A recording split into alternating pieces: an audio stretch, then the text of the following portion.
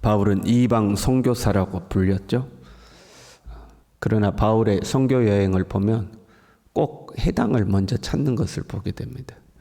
해당을 먼저 찾고 유대인들에게 복음을 전하고, 그런데 유대인들이 이 복음을 받아들이지 않으면 야, 나는 이방인에게 간다 하고 선언하고 또 다른 지역으로 옮기죠. 그런데 그 다른 지역에 가면 또 해당을 먼저 찾고 유대인들을 찾는 것을 보게 됩니다. 복음 전파의 효율성 때문에 그랬을 수도 있습니다. 같은 동족이기 때문에 접촉점을 찾기가 쉽잖아요. 그런데 이 로마서에 의하면 자기 동족을 향한 바울이 간절한 소망이 있었음을 알게 됩니다. 우리 동족이 예수님 믿고 구원받았으면 좋겠다 하는 간절한 소망이 있었던 거죠. 이방인들은 복음을 받아들이고 구원의 열매가 맺히고 구원받는 성도들의 숫자가 늘어나는데, 자기 동족은 오히려 복음을 배척하고 구원에서 멀어지는 것을 볼 때에 바울이 마음이 너무 안타까운 거죠. 내 동족이 구원을 받아야 되는데 마음이 너무 안타까운 거예요. 9장 3절에 이렇게 고백했었죠. 자신이 저주를 받아 그리스도에게서 끊어질지라도 원하는 바로라. 그 어떤 것도 그리스도 예수 안에 있는 하나님의 사랑에서 우리를 끊을 수 없다고 선언해 놓고는 내 동족을 위해서라면 내 자신이 저주받아 끊어줘도 좋다 하고 이제 선언한 거죠. 그 정도로 내 동족이 구원받았으면 좋겠다 하는 거죠. 그러면서 우리 민족이 하나님께 선택받은 이스라엘이지만 구원에 대열해서 멀어질 수 있다는 것을 이제 설명하는 거죠. 거기에서 등장하는 용어가 영적 이스라엘이었습니다. 똑같이 아브라함의 씨지만 이삭이 이스라엘인 것은 약속의 자녀이기 때문이다. 똑같이 이 이삭과 리브가에서 나왔지만 장자인 에서는 버림을 받고 차자인 야곱이 이스라엘이 된 것은 하나님의 주권적 선택에 의해서 된 것이다. 마찬가지로 이 영적 이스라엘도 하나님의 언약을 따라서, 그 언약이 예수 그리스도인 거죠. 하나님께서 장세부터 약속하신 그 언약이 예수 그리스도인데, 그 언약을 따라서 또한 하나님의 주권적 선택에 의해서 이루어지는 것이다. 육적 이스라엘이 이스라엘이 아니고 영적 이스라엘이 이스라엘이다. 그런데 이방인들은 언약이신 예수 그리스도를 믿어서 영적 이스라엘이 되고 있다 하고 이야기하는 거죠. 그러면 이런 의문이 들 수가 있죠. 하나님의 주권적 선택에 의해서 되는 거라면 어차피 하나님의 선택대로 되는 게 아니겠느냐. 하나님이 주권적으로 선택해 놓고 하나님 안 믿는다고, 예수님 안 믿는다고 탓할 수 있겠는가. 이런 질문이 나올 수 있는 거죠. 그럴 때에 피조물인 너희가 그런 말할 자격도 없다. 토기장이가 하나는 귀 쓰고 하나는 천이 쓸 그릇을 만든다고 해서 그릇이 토기장에게 항의할 수 있느냐? 너희는 그럴 자격이 없다 하고 이야기하죠. 그러면서 이제 본문의 말씀이 이어지는 거예요. 30절에요. 의를 따르지 아니한 이방인들이 의를 얻었으니 곧 믿음에서 난 의요 의의 법을 따라간 이스라엘은 율법에 이르지 못하였다 하는 거죠. 하나님의 선택이며 하나님의 주권인데 그 속에는 사람의 선택도 포함되어 있다는 거죠. 하나님의 선택에 의해서 구원받는 거지만 의를 따르는 것을 선택한 이방인들, 의를 따르지 아니하기로 한 이방인들, 그러나 율법을 따르기로 한 유대인들, 거기에는 각자의 선택이 달려있다는 거죠. 사람의 선택과 상관없이 결정이 된다면 우리는 노력할 필요가 없습니다. 그렇잖아요. 전도할 필요도 없어요.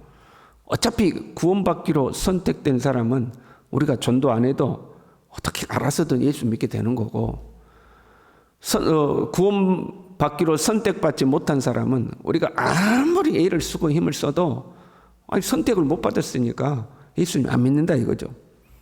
그러니 뭐 우리가 노력할 것도 없고 전도할 것도 없고 그런 거 아니냐 이렇게 되는 거죠.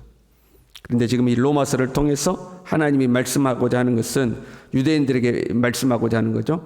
이방인들도 복음을 믿어서 영적 이스라엘의 대열에 동참하는데 왜 육적 이스라엘은 너희는 하나님께 미리 선택받아서 양자됨과 영광과 언약들과 율법을 세우신 것들과 예배와 약속들이 있고 육신으로 하면 그리스도의 조상된 너희가 왜 이 복음을 받아들이지 않아서 이 영적 이스라엘 대열에서 멀어지느냐 하는 거죠.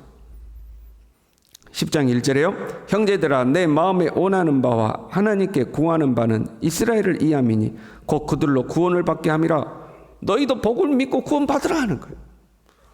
영적 이스라엘은 하나님의 언약이신 예수 그리스도를 믿음으로 하나님의 주권적 선택에 의해서 이루어지는 건데 너희도 그 예수님을 믿고 구원을 받으라 그렇게 이야기하는 거죠. 우리가 이 하나님의 주권과 하나님의 선택을 바로 이해할 필요가 있습니다.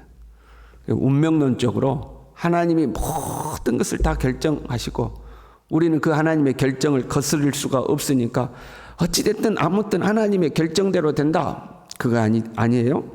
반대로요. 그러면 우리의 선택에 달려있으니 그 하나님의 주권이라는 것이 사실은 별 볼 일 없고 시시한 것이고 하나님의 주권이 있다고 해도 결국 우리의 선택대로 되는 거 아니냐 그렇게 생각해서도 안 되는 거예요. 하나님의 주권은 그 누구도 거스릴 수 없는 또한 거역할 수 없는 절대적인 주권입니다. 그런데 그 하나님의 주권적 선택과 그러면 사람의 선택에 의해서 또한 결정되니까 사람의 선택이 서로 상충되는 것, 모순되는 것 같지만 사실은 그 또한 하나님의 통치 원리 속에 들어 있습니다. 하나님은 주권적으로 선택하지만 그 하나님의 주권적 선택 속에는 사람의 선택을 허용하고 계시는 거예요. 우리는 어떤 순간에도요, 하나님의 주권을, 하나님의 통치를 신뢰해야 합니다. 그러면서 동시에 우리는 어떤 순간에도 우리의 최선을 다해야 합니다. 하나님은 우리의 선택을 통해서 주권을 행사하시기 때문에 그렇습니다. 어떤 순간에도 하나님을 신뢰해야 돼요. 하나님이 통치하신다. 하나님이 주관하신다. 그 주님을 신뢰해야 돼요. 그렇다고 우리가 손 놓고 어차피 하나님 뜻대로 된다. 그게 아니라 어떤 순간에도 우리는 최선을 다해야 돼요. 우리의 선택을 통해서 하나님이 역사하시기 때문에 그렇습니다. 그럼 우리는 이런 생각을 할 수 있어요. 우리의 선택이 잘못되면 어떡하지 하는 거죠. 하나님은 나의 선택을 통해서 하나님의 주권을 행사하시는데 내 선택이 잘못되면 어떡하지 하는 염려가 생길 수 있잖아요. 이방인들은 율법을 선택하지 않고 믿음을 선택해서 하나님의 자녀가 되었어요. 근데 이스라엘은 믿음을 선택하지 않고 율법을 선택해서 부딪힐 돌에 부딪혔다는 거죠. 우리도 잘못 선택하면 어떡하지 하는 거죠. 그래서 하나님은 우리에게 말씀을 주셨어요. 이 말씀이 우리의 발의 등이요 우리의 길에 빛이 되는 거죠. 이 말씀이 우리로 하여금 무엇이 하나님의 뜻에 합당한 선택인가를 가르쳐주는 이정표와 같은 거죠. 그런데 여기에도 문제가 있어요. 육적 이스라엘에게 있어서 율법이 오늘날 우리의 말씀과 같은 역할을 하는 거죠. 그런데 이스라엘은 그 율법을 잘못 해석하고 잘못 적용한 거예요. 그래서 그 율법이 지금 이스라엘로 하여금 예수 그리스도를 받아들이는 믿음으로 받아들이는 것을 이제 방해하고 있는 거죠. 율법이 오히려 믿음을 방해하는 이런 형국이 되어버린 거죠. 2절에요. 그들이 하나님께 열심히 있으나 올바른 지식을 따른 것이 아니니라. 하나님을 향한 열심이 없어서 예수님을 안 믿는 것이 아니라 하나님을 향한 열심은 있는데 잘못된 지식으로 믿기 때문에 예수님을 받아들이지 않는 거예요. 오늘날 우리도 동일한 실수를 범할 수가 있어요. 하나님을 향한 열심은 있는데 말씀을 잘못 해석하고 잘못 적용해서 잘못된 열심을 갖는 거죠. 대표적인 게 이단들 아니에요? 이단들은 우리보다 더 열심히 하잖아요. 그런데 그들은 잘못된 지식으로 열심을 내요. 결국 하나님의 뜻을 거역하는 거죠. 우리도 이단은 아닐지라도 우리도 그럴 수 있는 거예요. 저 사람 참 열심히 신앙생활 하는데 자기 고집이 너무 세. 남들은 다 아니라고 하는데 자기는 그 절대적으로 옳다는 거죠. 그런 경우 보잖아요. 그래서 오히려 교회에 문제를 일으키고 다툼과 분쟁을 일으키는 경우들이 생기죠. 잘못된 지식으로 열심을 내는 거예요. 그래서 우리도 율법을 가지고 있었던 육적 이스라엘과 동일한 실수를 범하지 않도록 하기 위해서 하나님께서는 우리에게 성령을 주셨어요. 성령으로 우리를 가르치시고 지도하시죠.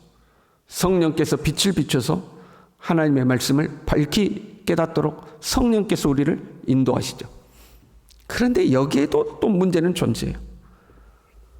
다 성령을 따른다고 주장해 또 그렇잖아요. 성령께서 나에게 가르쳐 줬다고 그러고 성령께서 나에게 깨달게 해줬다고 그러고 말씀을 해석할 때도 당신들은 모르는데 성령께서 나에게 말씀을 깨우쳐 줬다고 그러고 여기에도 문제가 존재해요. 문제가 존재하지 않을 수가 없어요. 우리가 특징을 잘 봐야 돼요. 잘못된 열심을 가진 사람, 잘못된 성령의 인도를 받는 사람들, 그 특징이 있어요. 고집이 세고 다른 사람의 말을 듣지 아니하고 교만하죠. 자기의 생각이 항상 옳다고 주장을 해요. 우리는 항상 겸손해야 돼요. 내가 틀릴 수 있음을 인정해야 돼요. 겸손하게 성령의 도움을 구하고 하나님이 세우신 믿음의 사람들의 말을 경청할 수 있어야 되죠. 그래서 항상 겸손해야 돼요. 그렇지 않으면 우리도 잘못된 길로 갈 수 있죠. 3절에요. 하나님의 의를 모르고 자기 의를 세우려고 힘써 하나님의 의에 복종하지 아니하였느니라. 자기 의를 세우려고 자기 열심으로 자기는 열심으로 한다고 했는데 그 결과가 뭐예요? 힘써 하나님의 의에 복종하지 않는 게 되어버렸다. 의도적으로 하나님께 거역하려고 하는 게 아니라 자기는 나름대로 하나님께 열심히 한다고 했는데 그게 오히려 하나님의 뜻을 거역하는 게 되더라는 거예요.